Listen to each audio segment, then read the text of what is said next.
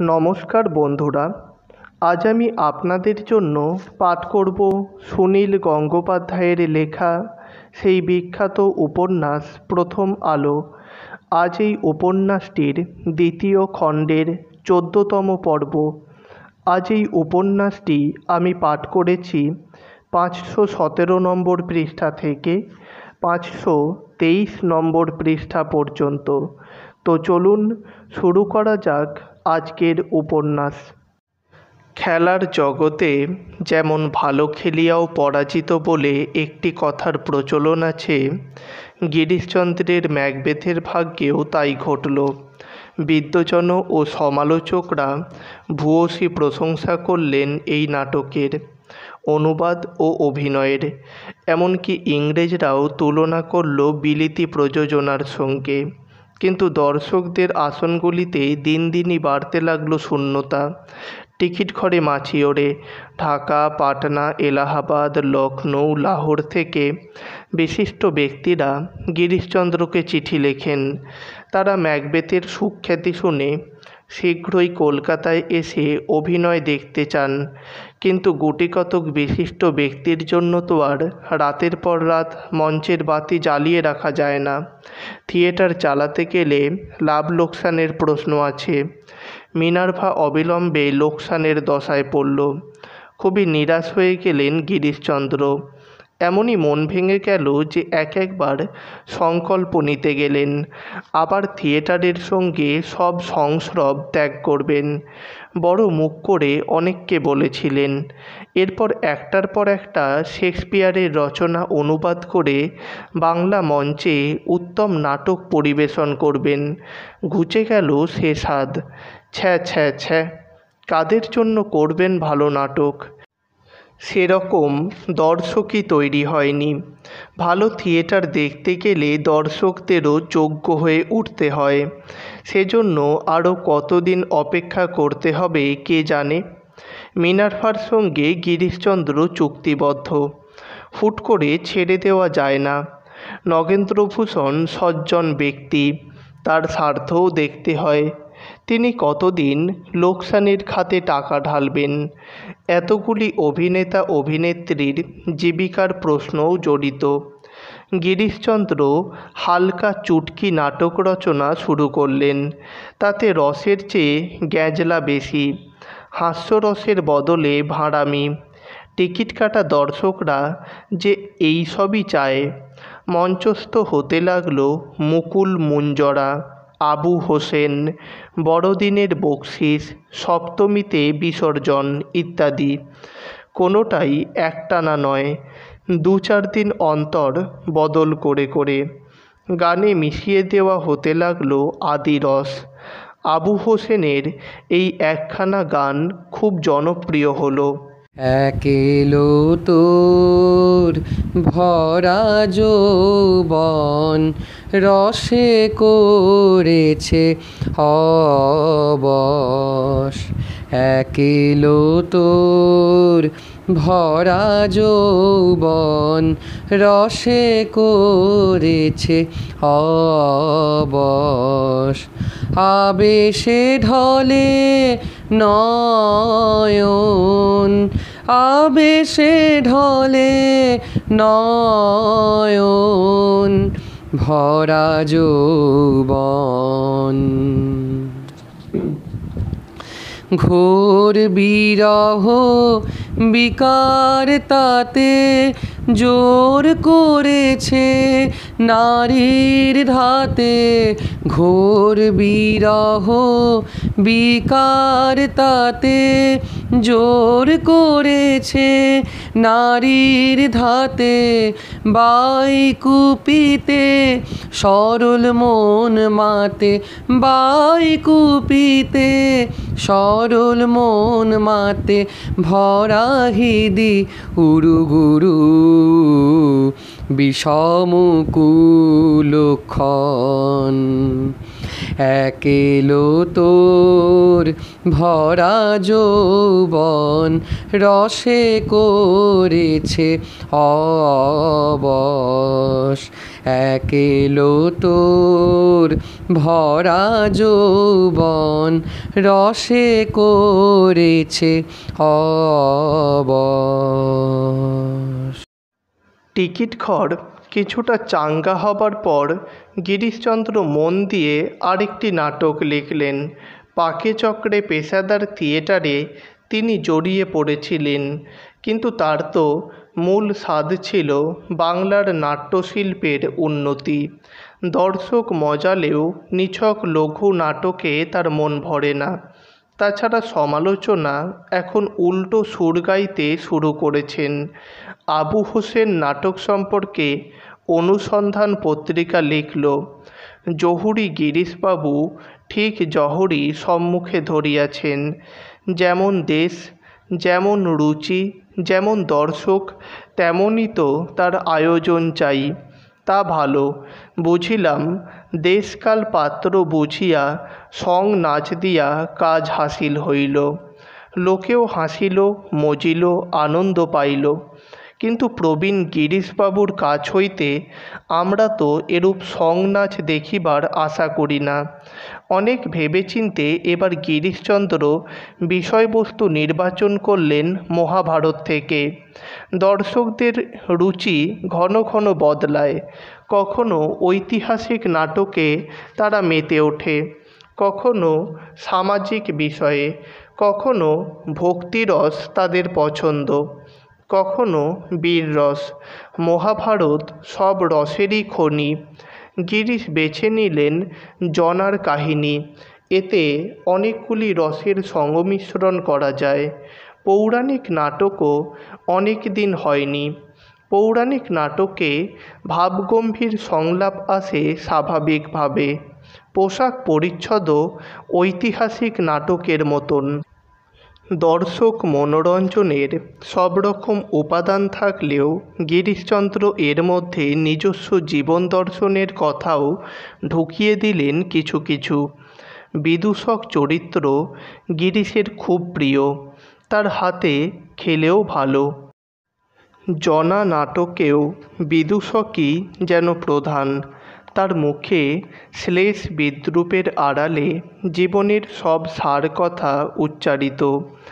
বিদূষকের ভূমিকায় অর্ধেন্দুশেখর একেবারে অতুলনীয়।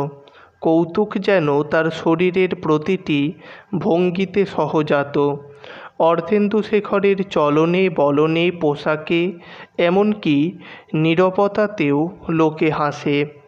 এমন নিরভিমান মানুষও দেখা যায় না। নাটকে যে কোনো ভূমিকা দেওয়া হোক তার আপত্তি নেই। একটিমাত্র দৃশ্যের ভৃত্যের ভূমিকাতেও তিনি অদ্বিতীয়। কোনো কোনো নাটকে অর্ধেন্দুশেখরের নাম বিজ্ঞাপিত থাকে, কিন্তু দর্শকরা প্রথম প্রথম অর্ধেন্দুশেখরকে চিনতেই পারে না। তিনি নায়ক নন, প্রধানও নন। 4-5টি ছোটোখাটো চরিত্রে বিভিন্ন সাজে তিনি অবতীর্ণ হন এবং মাতিয়ে দেন। জনা নাটকে বিদূষকই অবশ্য মুখ্য আকর্ষণ। নায়ক প্রবীরের ভূমিকায় নেমেছে সুরেন্দ্র, যদিও তার এই নামটি অনেকেই জানে না। গিরিশচন্দ্রের ছেলেকে গিরিশচন্দ্রের অনুকরণে সবাই দানি বলেই ডাকে। দর্শকদের কাছেও সে দানিবাবু। দানির কণ্ঠস্বর অপূর্ব। এর মধ্যেই লোকে বলাবলি করতে শুরু করেছে যে কালে কালে দানি তার বাবাকেও ছাড়িয়ে যাবে অভিনয় প্রতিভায়। জনার ভূমিকায় 3 কোটি দাসী যেন লেডি ম্যাকবেথেরই আর এক রূপ। নয়নমণি একটি ছোট্ট ভূমিকা পেয়েছে, তাতেই সে সন্তুষ্ট। জনার জনপ্রিয়তা যখন তুঙ্গে, তখনই হঠাৎ যেন বিনা মেঘে বজ্রপাত হলো। একদিন সকালে গিরিশচন্দ্রের বাড়িতে এলেন অর্ধেন্দুশেখর। কচুরি, রসগোল্লা ও চা পানের সঙ্গে সঙ্গে রসালাপ চলল কিছুক্ষণ। তারপর আচম্বিতে অর্ধেন্দুশেখর বললেন, জিসি, এবার আমায় ছুটি দিতে হবে। পাখি আবার উড়ে যাবে। গিরিশচন্দ্র আঁতকে উঠলেন। অর্ধেন্দুশেখর অতিশয় খেয়ালি। তার রক্তের মধ্যে যেন রয়েছে এক যাযাবর। অর্থ কিংবা যশ কোনো কিছুরই লালসা নেই। নাট্যজগতে তার এত খ্যাতি, তবু মাঝে মাঝেই থিয়েটার ছেড়ে কোথায় যেন উধাও হয়ে যান। বেশ কিছুদিন পাহাড়ে পড়েছিলেন এক সন্ন্যাসীর কাছে হঠযোগ শেখার জন্য। কর্নেল আলকটের কাছে শিখেছেন হিপনোটিজম। গিরিশচন্দ্র বললেন, আবার কোথায় পালাবার কথা ভাবছ? না না, ওসব চলবে না। পাগলামি ছাড়ো। মিনার্ভা এখন সবেমাত্র জমে উঠেছে। এখন তুমি চলে যাবে বললেই কি আর হয়? অর্ধেন্দুশেখর মুচকি হেসে বললেন, পালাবো না, কলকাতাতেই থাকব, কিন্তু মিনার্ভায় থাকব না। গিরিশচন্দ্র বললেন, কেন? তোমায় কেউ কিছু বলেছে? কার এমন সাহস হবে? তোমাকে সকলেই খুব প্রীতি করে। অর্ধেন্দুশেখর মাথা দুলিয়ে দুলিয়ে বললেন, কেউ কিছু বলেনি। বললেও কি আমি গায়ে মাখি? কিন্তু তুমি আমায় ছেড়ে দাও। গিরিশচন্দ্র এক মুহূর্ত চিন্তা করে বললেন, তাহলে স্টার থেকে তোমাকে ডেকেছে? অর্ধেন্দুশেখর বললেন, কেউ ডাকেনি। স্টারে কে যাবে? ধুত। গিরিশচন্দ্র ধমক দিয়ে বললেন, বাড়ি যাও তো, আমাকে বিরক্ত করো না। যত সব উদ্ভুটে কথা। কেউ খারাপ কথা বলেনি, অন্য থিয়েটার থেকেও ডাকেনি। বিদূষকের রোলে তোমার নামডাক কত বেড়েছে, তবু তুমি মিনার্ভা ছাড়তে চাও। এর মাথামুন্ডু কিছু বোঝা যায়? গিরিশের কাছ থেকে গড়গড়ার নলটা নিয়ে না মুছেই ভুরুক ভুরুক করে টানলেন কয়েকবার। তারপর একগাল হেসে অর্ধেন্দুশেখর বললেন, আসল কথাটা বলি, তুমি যেন আবার রেগে গিয়ে আমায় মারতে এসো না। আমার মাথায় একটা শখের ভূত চেপেছে। আমার ইচ্ছে হয়েছে আমি 1 নম্বর হব। তার মানে সবসময় তুমিই 1 নম্বর। তুমি নাট্যকার, তুমি পরিচালক, তুমি গান বাঁধো, আমরা শুধু স্টেজে নাচি কুঁদি। বড় জোর 2 নম্বর হতে পারি। তা 2 নম্বরের কি কখনো সখনো 1 নম্বর হওয়ার স্বাদ জাগে না? ও, এই কথা? ঠিক আছে, পরের পালায় তুমিই 1 নম্বর হও। তুমি নাট্য শিক্ষা দেবে, তুমিই সব কিছু হবে। আমি আড়ালে থাকব। পর্বতকে কি আড়াল করা যায়? তুমি পেছনে থাকলেই লোকে বলবে তোমার ঠেকনোতে আমি লম্ফঝম্প করছি। তা হয় না জিসি। এক অরণ্যে ব্যাঘ্র আর সিংহ দুজনে থাকতে পারে না। কাল স্বপ্ন দেখেছি আমি এক বনে বাঘ সেজে হালুম হালুম করছি। তখনই বুঝলুম তুমি সিংহ। আর তো তোমার পাশে আমার থাকা চলবে না। ভোরের স্বপ্ন মিথ্যে হয় না কখনো। কাল বুঝি খুব পোলাও কালিয়া সাঁটিয়েছ? বদহজমের স্বপ্ন। আমিও সিংহ নই, তুমিও বাঘ নও। আমরা দুজনেই রং সং মাখা, সুতোয় বাঁধা পুতুল। যাও, বাড়ি গিয়ে নাকে তেল দিয়ে ঘুমোওগে ভালো করে। না গো, আমার মাথায় পোকা নড়েছে। জানো তো, একবার গোঁ ধরলে আমি সহজে ছাড়ি না। এমআরএল থিয়েটারটা খালি পড়ে আছে। ওটা ভাড়া নিয়ে আমি নিজে একটা দল চালাবো। কালই কথাবার্তা বলেছি। টাকা কে দেবে? আমার নিজের টাকা। যেখানে যা আছে কুড়িয়ে বাড়িয়ে প্রথমটা চলে যাবে। 1 নম্বর যখন হব ঠিক করেছি, তখন মাথার ওপর আর কেউ থাকবে না, মালিক ফালিক কেউ না। গিরিশচন্দ্র স্তম্ভিত হয়ে কিছুক্ষণ তাকিয়ে রইলেন। অর্ধেন্দুশেখর যে মশকরা করছেন না তা স্পষ্ট বোঝা যাচ্ছে। অর্ধেন্দুশেখরের কাছ থেকে এরকম ব্যবহার সম্পূর্ণ অপ্রত্যাশিত। তারা দুজনে বহু দিনের বন্ধু। কখনো মনোমালিন্য ঘটেনি। অর্ধেন্দুশেখরের মনে ঈর্ষা নামে কোনো কিছুর অস্তিত্বই নেই। তার মুখে আজ এমন কথা। গিরিশচন্দ্র অর্ধেন্দুশেখরের হাত জড়িয়ে ধরে ব্যাকুলভাবে বললেন, সাহেব, এমন কর্ম কিছুতেই করতে যেও না। থিয়েটারের মালিক হতে যেও না কখনো। হিসেব রাখো, সকলের পাওনা গণ্ডা মেটানো অনেক হ্যাপা। আমাদের দ্বারা সম্ভব নয়। দেখো না, আমি কি কখনো থিয়েটারের মালিক হয়েছি? ইচ্ছে করলে কি প্রথম আমলে স্টারের হর্তাকর্তা আমি হতে পারতুম না? ওসব ঝামেলায় নিজেকে জড়াইনি কখনো। তোমাকে ভালো মতন চিনি, তুমি আপন ভোলা মানুষ, তুমিও পারবে না। এই চিন্তা ছাড়ো। অর্ধেন্দুশেখর নিজের মাথায় টোকা দিয়ে বললেন, ওই যে বললুম পোকা নড়েছে, এখন আর অন্য কোনো চিন্তা ঢুকবে না মাথায়। একবার দেখিই না চেষ্টা করে। গিরিশচন্দ্র অস্ফুট স্বরে বললেন, তুমি চলে গেলে জনা নাটক কানা হয়ে যাবে। ওই বিদূষকের পাঠ তো আর কেউ করতে পারবে না। কেন, তুমি নামবে? আমি এই বুড়ো বয়সে আমার মুখে রং মেখে আমার মঞ্চে দাঁড়াতে ইচ্ছে করে না।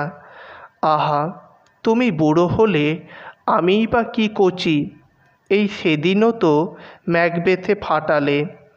তোমার কথা ভেবেই বিদূষক চরিত্রটির সৃষ্টি। ওই ভূমিকায় তোমার যে সুখ্যাতি হয়েছে, তাতে দর্শক আর এখন আমাকে নেবে না। বড়বাবু, তুমি সব পারো। যে ডায়ালগে আমি মানুষকে হাসাই, সেই ডায়ালগেই তুমি মানুষকে কাঁদাবে। মিনার্ভায় জনা চলুক বা বন্ধ হয়ে যাক, সেসব ভেবে বলছি না। সাহেব, তোমার সুহৃদ হিসেবে বলছি, তুমি নিজে মালিক হয়ে থিয়েটার চালাতে যেও না। অন্য যা ইচ্ছে হয় করো। অনেক যুক্তিতর্কেও অর্ধেন্দুশেখরকে আর বোঝানো গেল না। গিরিশচন্দ্রকে বিদূষকের ভূমিকায় তৈরি হবার সময় দেবার জন্য তিনি আর মাত্র 2টি রজনীর অভিনয়ে রাজি হলেন। তারপর থেকে তিনি এমারাল্ডে 1 নম্বর। কিছু কিছু অভিনেতা অভিনেত্রীও অর্ধেন্দুশেখরের সঙ্গে চলে যাবে মিনার্ভা ছেড়ে। থিয়েটারের জগতে এরকম দল ভাঙাভাঙি অবিরাম চলে।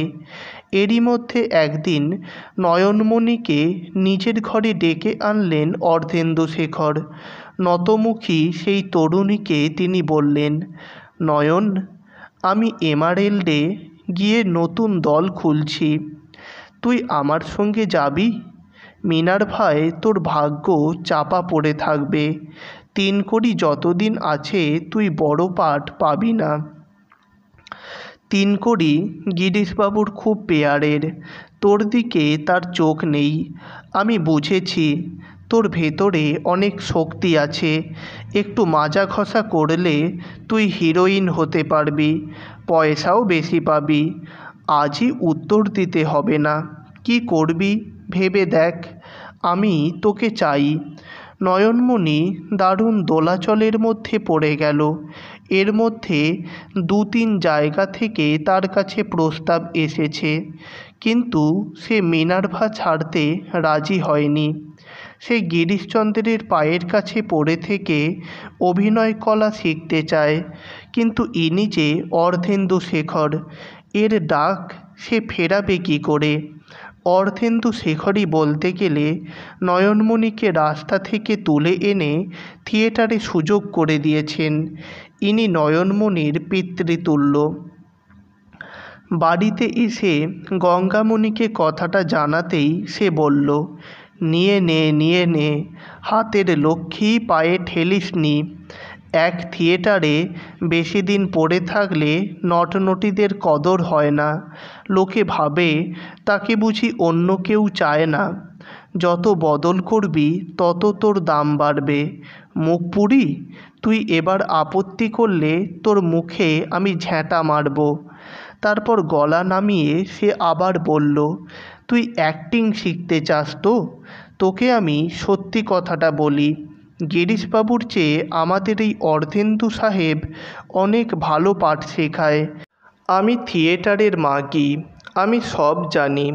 নয়নমণি মিনার্ভা ছেড়ে যোগ দিল এমারাল্ড থিয়েটারে। নাটক বাছা হলো অতুলকৃষ্ণ মিত্তিরের মা। কবিকঙ্কন মুকুন্দরামের চণ্ডীমঙ্গলের কাহিনী অবলম্বনে লেখা। নয়নমণি প্রধানা নায়িকা। সঙ্গে সঙ্গে নয়নমণির মানমর্যাদা অনেক বেড়ে গেল। এখন তাকে রিহার্সালে নিয়ে যাবার জন্য গাড়ি আসে, বাড়িতেও পৌঁছে দিয়ে যায়। রিহার্সালের সময় বিনা পয়সায় খাওয়া, মাস মাইনে 150 টাকা। খরচের ব্যাপারে অর্ধেন্দুশেখর দিলদরিয়া। অর্ধেন্দুশেখর তার দলে অধিকাংশই অখ্যাত নটনটীদের নিয়েছেন। তার ইচ্ছে নামের জোর দিয়ে দর্শক টানবেন না, দর্শক আসবে অভিনয়ের গুণে। তিনি সকলকে এমনভাবে তৈরি করবেন যেমনটি আগে কেউ কখনো দেখেনি। এমনিতে এমন হাস্যময় মানুষ, কিন্তু রিহার্সালের সময় অর্ধেন্দুশেখর যেন সত্যি বাঘ, কারু তুঁ শব্দটি করার উপায় নেই।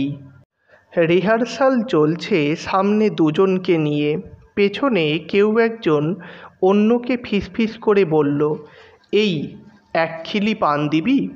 অমনি অর্ধেন্দুশেখর হাত তুলে মহড়া বন্ধ করে দিয়ে বললেন, থামো গো, ওদিকে বাবুদের কী সব কথাবার্তা হচ্ছে, আগে শেষ হোক, তারপর আবার শুরু করা যাবে। কেউ একজন উঠে গেল, সামান্য পায়ের শব্দ হয়েছে। অমনি অর্ধেন্দুশেখর গর্জন করে উঠলেন, আর কে কে উঠে যাবেন যান যান, ইচ্ছে না হলে বসে থাকার দরকার নেই। নয়নমণিও বকুনি খেয়েছে, তবে একবার মাত্র। ব্যোমকেশ নামে একটি ছোকরা মেয়েদের সঙ্গে বড় দুষ্টামি করে। রিহার্সালের সময় সকলের একাগ্রতার সুযোগ নিয়ে সে মেয়েদের আঁচল ধরে টানে। একদিন সে নয়নমণির ঠিক পিছনে বসেছে। মেঝেতে ছড়ানো তার আঁচল ধরে গোপনে একটু একটু করে টানছে ব্যোমকেশ। পাঠ বলতে বলতে হঠাৎ একসময় মুখ ফিরিয়ে নয়নমণি বিরক্ত স্বরে বলল, এই কি হচ্ছে, ছাড়ো। অর্ধেন্দুশেখর তৎক্ষণাৎ হাত তুলে বললেন, এটা কি হলো, এটা কি হলো? এই কি হচ্ছে, ছাড়ো, এ কি সংলাপের মধ্যে আছে? নয়নমণি চুপ করে গেল। অন্যের নামে নালিশ করা তার স্বভাব নয়। উত্ত্যক্ত হয়ে সে ওই কথা বলে ফেলেছে, তা বলে ব্যোমকেশকে সে শাস্তি দেওয়াতে চায় না। অর্ধেন্দুশেখর বললেন, ব্যোমকেশ কী করেছে আমি জানি, আমি দেখেছি, কিন্তু নয়ন, স্টেজে যদি ব্যোমকেশের মতন পেছন থেকে তোর সঙ্গে ফচকিমি করে, তখন কি তুই পাঠ ভুলে ওই কথা বলবি? জানিস, বিনোদিনীর শাড়িতে একবার আগুন ধরে গিয়েছিল, তাও সে কারুকে বুঝতে দেয়নি। অভিনয় হচ্ছে ধ্যানের মতন, এরকম সামান্য ব্যাঘাতে ধ্যান ভেঙে গেলে চলবে কি করে? তারপর তিনি ব্যোমকেশকে বললেন, বাপধন, তোমাকে তো আমি দুঃশাসনের পাঠ দিইনি, তাহলে আঁচল ধরে টানাটানি কেন? যখন মহাভারতের পালা নামাবো তখন তোমায় ডাকবো, এখন তুমি এসো। শুধু অভিনয় শেখানোই নয়, প্রত্যেকটি নটনটীর প্রতিদিনের জীবনযাপনের প্রতিও অর্ধেন্দুশেখরের তীক্ষ্ণ দৃষ্টি। একদিন তিনি নয়নমণিকে নিভৃতে ডেকে জিজ্ঞেস করলেন, তুই সারাদিন কি কি খাস আমাকে বল তো, একেবারে সকাল থেকে শুরু কর। সব শুনে তিনি বললেন, তুই মাছ মাংস খাস না? এ তো বড় সাংঘাতিক কথা। শরীরে তাগদ না থাকলে টানা 3 ঘন্টা স্টেজে লাফালাফি করবি কি করে? মাংস বা মাছ কিছু একটা খাবি রোজ। তুই কি বিধবা নাকি? নটীরা কেউ বিধবা সধবা কুমারী থাকে না, তারা শুধু নটী। সকালে উঠে চিরতার জল খাবি কিংবা চুনের জল। পেট পরিষ্কার রাখা দরকার। সবসময় মনে রাখবি, পেট পরিষ্কার না থাকলে গলা ভালো খোলে না। শাক খাস না কেন? সপ্তাহে 2-3 দিন পুঁই শাক, কুমড়ো শাক, কলমি শাক কিছু একটা খেতে হয়। শাক রাঁধতে জানিস তো? না হলে আমি শিখিয়ে দেব। জানিস, আমি কোরমা, কালিয়া, শাক চচ্চড়ি সব রাঁধতে পারি।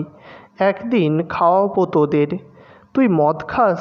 নয়নমণি দুদিকে মাথা নেড়ে জোরে জোরে বলল, না। তোর কোনো বাঁধা বাবু আছে? কেউ তোকে রেখেছে? না। তোর কোনো পেয়ারের লোক আছে? না। তবে কি তোর বিয়ে হয়েছিল নাকি রে? স্বামী আছে? না। অর্ধেন্দুশেখর এবার ধমক দিয়ে বললেন, খালি না না বলে, একটা কিছু হ্যাঁ বলতে পারিস না? তোর কোনো পুরুষ মানুষ যদি না থাকে সেটা তো ভালো কথা নয়। মাঝে মাঝে কোনো পুরুষের আলিঙ্গন না পেলে মেয়েদের শরীরের রস শুকিয়ে যায়, মুখখানা প্যান্তা খেঁচা হয়ে যায়। তা নিয়ে বেশি দিন পাঠ করা যায় না। থিয়েটারের জগতে সাত্ত্বিক হলে চলে না রে। তোর পুরুষ মানুষ নেই, এ তো মহা চিন্তার কথা। এই বুড়ো বয়সে আমি তো তোর নাগর হতে পারি না। তাহলে কি এই ব্যোমকেশটার উপর তোর মন মজেছিল? বল, তবে তাকে ফিরিয়ে আনি। নয়নমণি এবার হেসে ফেলে বলে, আপনি তাকে ফিরিয়ে আনুন। সে নাকি রোজ গেটের বাইরে দাঁড়িয়ে কাঁদে। তবে আমার জন্য নয়, আমার একজন আছে। সাধারণত 10-12 দিন রিহার্সেল দিয়েই একটা নাটক শুরু হয়ে যায়। কিন্তু অর্ধেন্দুশেখর মাসের পর মাস রিহার্সেল চালিয়ে গেলেন, তবু নাটক মঞ্চস্থ হবার নাম নেই। সব কিছু একেবারে নিখুঁত না হলে অর্ধেন্দুশেখরের মন ধরে না। এদিকে টাকা পয়সা খরচ হয়ে যাচ্ছে জলের মতন। ব্যোমকেশ ফিরে এসে একটা ছোট্ট ভূমিকা পেল বটে, কিন্তু সে নয়নমণির পেছনে লেগে রইল। এখন আর সে অন্য মেয়েদের আঁচল ধরে টানে না। নয়নমণির জন্যই সে অর্ধেন্দুশেখরের দয়া পেয়েছে, সেটা সে জেনে গেছে। সুতরাং সে ধরেই নিয়েছে নয়নমণির কাছ থেকে সে আরও অনেক কিছু পাবে। নয়নমণি তাকে দূরে সরিয়ে রাখে, কিন্তু একদিনও কোনো শৌখিন বাবু নয়নমণিকে নিতে আসে না। সে রোজ মহড়ার পর বাড়ি ফিরে যায়। এতে সকলেরই খটকা লাগে। থিয়েটারের মানুষদের রাতটাই দিন, দিনটাই রাত। তারা দিনে ঘুমোয়, রাত জেগে আমোদ করে। নয়নমণির মতন কোনো সমর্থ যুবতী একলা একলা থাকবে, এটা কিছুতেই বিশ্বাসযোগ্য নয়। ব্যোমকেশ নয়নমণির বাড়িতে পর্যন্ত ধাওয়া করে। বাধ্য হয়ে নয়নমণিকে গঙ্গামণির শরণ নিতে হলো। গঙ্গামণি অতিশয় দজ্জাল। জীবনে সে অনেক পুরুষ দেখেছে। পুরুষ মানুষদের কী করে আটকাতে হয় তাও সে জানে। ব্যোমকেশকে সে 2 তলায় ধরে রাখে, 3 তলায় উঠতে দেয় না। একদিন সে ব্যোমকেশকে আদর করে বড় 1 গেলাস শরবত খেতে দিল। আসলে সে ক্যাস্টর অয়েল, তাতে একটু চিনি মেশানো। সেটা খাবার পর 3 দিন আর ব্যোমকেশ বাথরুম থেকে দূরে থাকতে পারেনি। অবশেষে এমারাল্ড থিয়েটার অধিগ্রহণ করার 6.5 মাস পরে মা নাটকটি পাদপ্রদীপের সামনে এলো। সমালোচকরা ধন্য ধন্য করল, দর্শকও মন্দ হলো না। অর্ধেন্দুশেখর সম্পর্কে অনেকেই খুব উৎসাহী। শুধু তার অভিনয় দেখার জন্যই লোকে আসে, আর এ নাটক তো তার সৃষ্টি। গিরিশচন্দ্র শ্রদ্ধেয় আর অর্ধেন্দুশেখর সকলের প্রিয়। তিনি যাই করেন তাতেই তার সমর্থকের অভাব নেই। এ নাটক নতুন নটনটীদের মধ্যে সবচেয়ে বেশি প্রশংসা পেল। নয়নমণি বেশ কয়েকটি পত্রিকায় লিখল, বাংলার নাট্যজগতে আর এক প্রতিভাময়ী অভিনেত্রীর আবির্ভাব। কিন্তু আয়ের চেয়ে যে ব্যয় বেশি হয়ে যাচ্ছে, অর্ধেন্দু শেখর সে হিসেব রাখছেন না। বছর ঘুরতে না ঘুরতেই দেখা গেল তার অনেক দেনা হয়ে গেছে। গিরিশবাবু যা বলেছিলেন তা যেন অক্ষরে অক্ষরে মিলে যাচ্ছে। তবু হাল ছাড়লেন না অর্ধেন্দু শেখর। নিজের সর্বস্ব গেছে, এরপরেও থিয়েটার চালিয়ে যাবার সংকল্প নিয়ে তিনি একজন অংশীদার ঠিক করলেন। হরিশচন্দ্র মালাকার নামে এক ব্যক্তি অর্থ নিয়োগ করবেন। আয় ব্যয়ের হিসেব রাখার ভার তার উপর। তবে নাটক নির্বাচন বা প্রযোজনার ব্যাপারে তিনি মাথা গলাতে পারবেন না। হরিশচন্দ্র বাবু পাকা লোক, মুখের কথায় তিনি বিশ্বাসী নন। সব কিছু লেখাপড়ায় থাকা চাই। অভিনেতা অভিনেত্রীদের সঙ্গেও তিনি নতুনভাবে চুক্তি করিয়ে নিচ্ছেন। তিনি সঙ্গে এনেছেন একজন তরুণ ব্যারিস্টার। এই ব্যারিস্টারের নাম যদুগোপাল রায়। থিয়েটারের সব লোকজন অফিসে এসে চুক্তিপত্রে সই করে যাচ্ছে। যাদুগোপাল বসে আছে একপাশে। নয়নমণির দিকে সে তাকিয়ে আছে অনেকক্ষণ। তার মক্কেলের অনুরোধে যাদুগোপাল এর মধ্যে মা নাটক দেখে গেছে একবার। পৌরাণিক নাটকে সাজগোজ করা নয়নমণির সঙ্গে আজকের আটপৌরে শাড়ি পরা নয়নমণির অনেক তফাৎ। নয়নমণির সই হয়ে যাবার পর সেই কাগজটি হাতে তুলে নিয়ে যাদুগোপাল বলল, নয়নমণি দাসী। থিয়েটারের জন্য অনেকে নতুন নাম নেয়। আপনার আসল নাম কি? নয়নমণি বলল, ওই একই নাম। ভুরু কুঞ্চিত করে আবার নয়নমণির মুখের দিকে তাকালো যাদুগোপাল। তারপর আস্তে আস্তে বলল, আমার স্মৃতিশক্তি খুব ভালো। আমি বিশ্ববিদ্যালয়ের পরীক্ষায় প্রথম হয়েছিলাম। আমি কিছুই ভুলি না। কলেজ জীবনে আমার এক বন্ধু ছিল, ভরত সিংহ। বেশ কয়েক বছর আগে তার ভবানীপুরের বাড়ির কাছাকাছি একটি বাগানে আমরা একদিন বনভোজন করেছিলাম। সেখানে আমাদের উনুন ধরিয়ে দিয়েছিল একটি কিশোরী। সে লেখাপড়া জানত, গান জানত।